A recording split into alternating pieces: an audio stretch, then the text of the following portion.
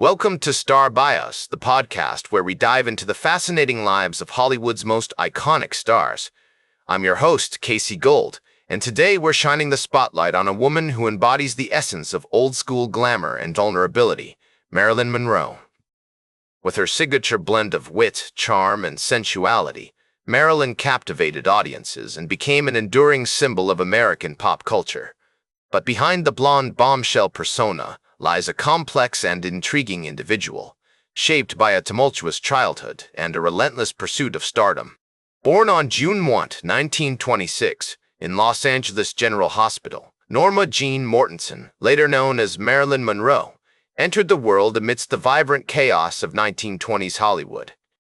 The city was abuzz with the sounds of jazz and the flash of camera bulbs, as the film industry was rapidly expanding its reach and influence. Her mother, Gladys Pearl Baker, a flapper-era woman with a penchant for drama and instability, would play a pivotal role in shaping Norma Jean's early years. Gladys, with her fiery personality and penchant for taking risks, was a product of her time, a woman who had grown up during the Roaring Twenties, when social norms were being challenged and the concept of feminism was beginning to take hold. As a single mother working as a film negative cutter, Gladys struggled to provide a stable home environment, often relying on foster care and relatives to care for her daughter. The early years of Norma Jean's life were marked by frequent moves, with stints in various foster homes and orphanages, including the infamous Los Angeles Orphans' Home. This nomadic existence would instill in her a deep-seated fear of abandonment and a longing for security, themes that would later resurface in her personal relationships and film roles. The smell of disinfectant and the sound of institutionalized meals would become etched in Norma Jean's memory, serving as a reminder of the uncertainty and loneliness that defined her childhood. Despite these challenges, Norma Jean found solace in her love of movies, often sneaking into local theaters to escape the hardships of her daily life. She would sit in the darkened cinema, mesmerized by the flickering images on screen, and imagine herself as a star, capable of transcending her difficult circumstances. The silver screen became her sanctuary, a place where she could temporarily forget about the instability and chaos that surrounded her. As she watched the likes of Jean Harlow and Greta Garbo, Norma Jean began to develop a fascination with the glamorous world of Hollywood, inspired by the confidence, beauty, and charisma of these screen sirens. As she navigated her pre-teen years, Norma Jean's love for movies only deepened. She would spend hours poring over movie magazines, mesmerized by the photographs and stories of these Hollywood legends. The glossy pages would transport her to a world of glamour and sophistication, where women were revered for their beauty and talent. This early obsession with the silver screen would lay the groundwork for her future ambitions, as she began to envision herself as a star, capable of captivating audiences and leaving a lasting legacy. The 1930s and 1940s were transformative years for Norma Jean, marked by a series of pivotal events that would shape her character and inform her future choices. In 1937, she moved in with Albert and Ida Bolander, a foster family who provided a relatively stable home environment. Although this period was not without its challenges, the Bolanders encouraged Norma Jean's love of learning and creativity, nurturing her passion for reading, writing, and self-expression. The Bolanders' home, with its cozy atmosphere and emphasis on education, would become a haven for Norma Jean, providing her with the sense of belonging and stability that she had previously lacked. As World War II loomed on the horizon, Norma Jean's life took another dramatic turn. In 1942, at the age of 16, she married James Dougherty, a 21-year-old neighbor who had been drafted into the military. This union, although short-lived, marked Norma Jean's first foray into adulthood and introduced her to the realities of marriage, independence, and personal responsibility. The wedding, a small ceremony attended by close friends and family, would be a poignant moment in Norma Jean's life, as she exchanged vows with a man who would soon be shipped off to war. Though the marriage ultimately ended in divorce, it served as a catalyst for Norma Jean's growth, prompting her to reevaluate her priorities and set her sights on a career in entertainment. The experiences of her childhood, though often difficult and unpredictable, instilled in her a resilience and adaptability that would serve her well in the cutthroat world of Hollywood. With her marriage to James Dougherty behind her, Norma Jean stood poised on the threshold of a new era, ready to embark on the journey that would transform her into the beloved icon we know today as Marilyn Monroe.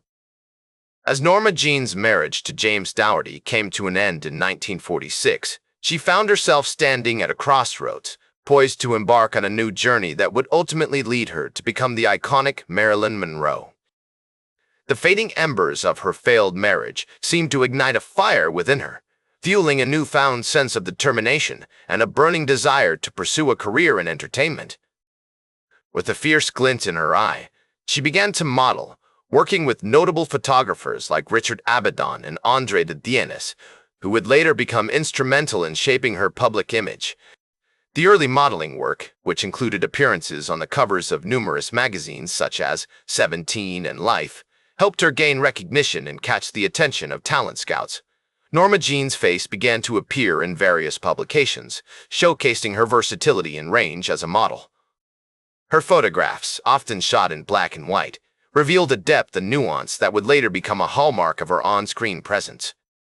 As she navigated the world of modeling, Norma Jean started to develop a sense of self-awareness, learning to harness her unique blend of vulnerability, sensuality, and playfulness. In 1946, Norma Jean signed a film contract with 20th Century Fox, marking the beginning of her journey in Hollywood.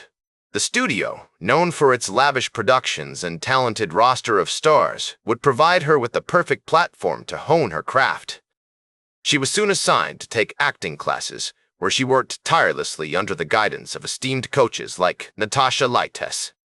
These classes not only helped her develop her acting skills, but also instilled in her a sense of discipline and dedication that would serve her well throughout her career.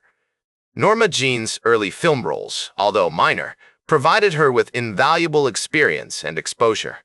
One such role was in the 1947 film Scudda Hoo, Scudda Hay, a comedy directed by F. Hugh Herbert, where she played the part of Betty, a charming and alluring young woman.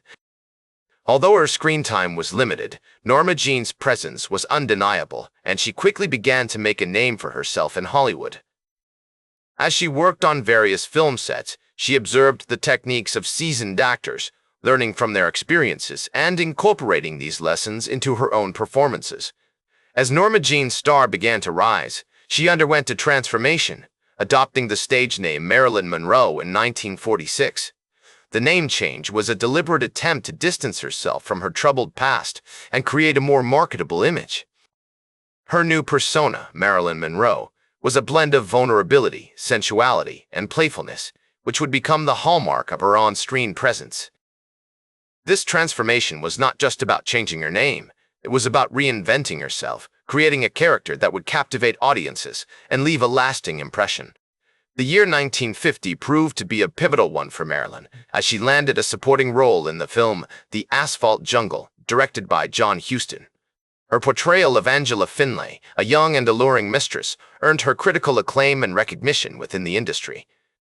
This breakthrough performance caught the attention of Joseph Mankiewicz, who would later cast her in the 1951 film All About Eve, alongside Bette Davis and Anne Baxter.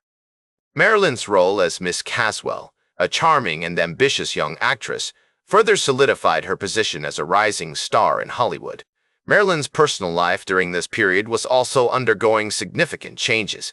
In 1952, she began a highly publicized romance with Joe DiMaggio, the legendary baseball player, which would ultimately lead to their marriage in 1954. This high-profile relationship brought Marilyn immense media attention, cementing her status as a Hollywood icon.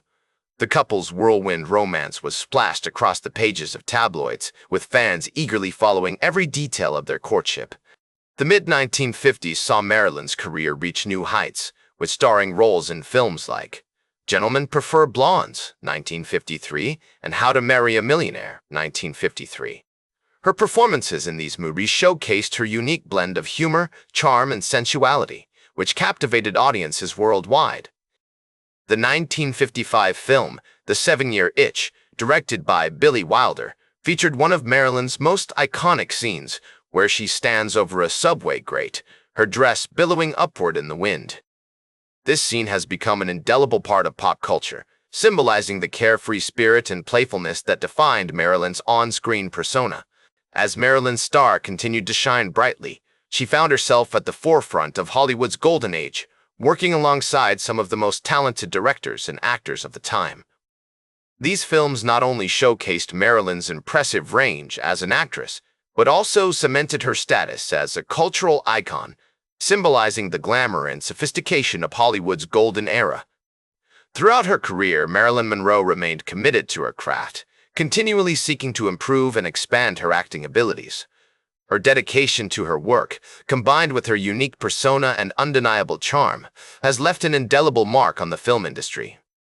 As she navigated the complexities of fame, Marilyn remained true to herself, refusing to compromise her artistic vision or sacrifice her individuality. As Marilyn Monroe's career continued to soar to unprecedented heights, her personal life became increasingly tumultuous, like a stormy sea beneath a tranquil surface. The glamour and glitz of Hollywood's spotlight couldn't shield her from the turmoil that ravaged her inner world. Her marriage to Joe DiMaggio, the legendary baseball player, ended in divorce in 1955, leaving her heartbroken and searching for solace.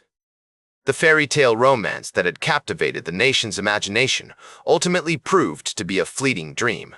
Undeterred by the setback, Marilyn embarked on a new journey, one that would lead her to the arms of playwright Arthur Miller in 1956. Theirs was a union marked by intense passion and creativity, with Miller's intellectual prowess and artistic genius drawing out the best in Marilyn. The couple's relationship was a whirlwind romance, filled with late-night conversations about literature, politics, and philosophy, as well as impromptu writing sessions, where Miller would craft dialogue for his plays, and Marilyn would bring the characters to life. As they spent countless hours discussing the intricacies of human nature, Marilyn found herself drawn to Miller's complexity, his brooding intensity, and his unwavering commitment to his art.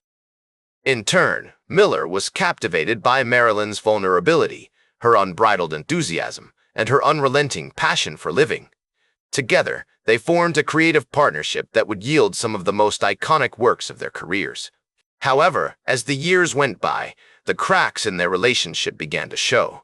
The pressures of fame, the scrutiny of the public eye, and the demands of their respective careers took a toll on their bond. Marilyn struggled with addiction, using prescription medications to cope with the stress and anxiety that had become her constant companions. Her mental health issues, which had been simmering beneath the surface for years, began to boil over, threatening to engulf her at every turn.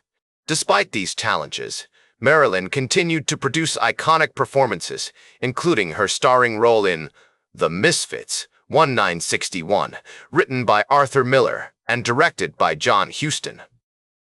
This film would prove to be her final completed project, a poignant and powerful exploration of the human condition that would cement her status as a Hollywood legend. As she poured her heart and soul into the character of Rosalind Tabor, Marilyn found herself drawing upon her own experiences, her own fears, and her own vulnerabilities. The filming of The Misfits was a grueling and intense experience, with Marilyn pushing herself to the limits of her endurance. The harsh Nevada landscape, the blistering desert sun, and the unforgiving camera lens all took their toll on her fragile psyche. Yet, even as she struggled to cope with the demands of the production, Marilyn found moments of transcendence, of pure, unadulterated joy that would stay with her forever. Tragically, Marilyn's life was cut short on August 5, 1962, when she passed away at the age of 36 due to an overdose of barbiturates in her home in Brentwood, California. The circumstances surrounding her death have been the subject of much speculation and debate over the years, with many theories emerging about the events leading up to her tragic passing. Some blamed the pressures of fame, others pointed to her troubled relationships, while still, others whispered about darker forces at play. However, one thing is certain: Marilyn Monroe's legacy as a Hollywood icon and cultural phenomenon has endured long after her untimely death. As she once said, in a moment of unguarded candor, "I'm selfish, impatient, and a little insecure.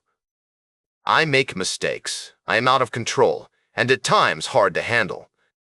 But if you can't handle me at my worst, then you sure as hell don't deserve me at my best.